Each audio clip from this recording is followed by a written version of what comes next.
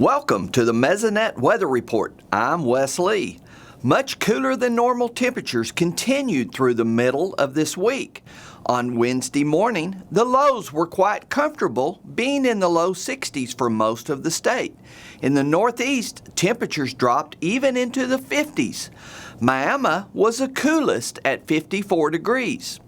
If you're wondering if this set new low records, the answer is no, but we came close in a few locations, as seen in this historical low record map for August 5th.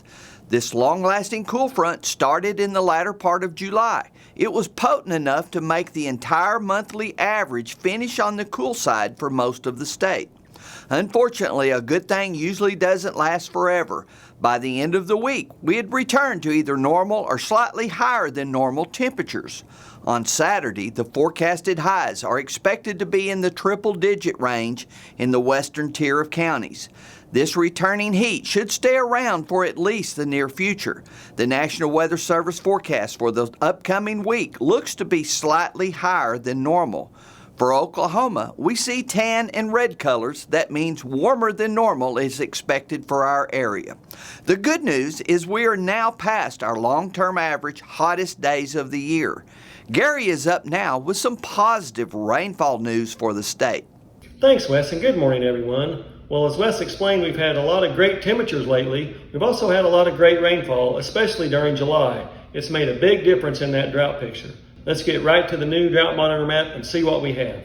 As you can see, a greatly improved drought picture from the drought monitor. Really just a few splotches of drought, other than that spot in far west central into southwest Oklahoma, where we still see some moderate to severe drought. And then up in the far western panhandle, that persistent moderate to extreme drought that we see in that area. And we can see those great changes on the drought monitor change map from last week. So lots of those areas across western Oklahoma, even across the eastern parts of the state, saw dramatic improvements, really knocked the intensity of that drought down, as well as reduced the coverage.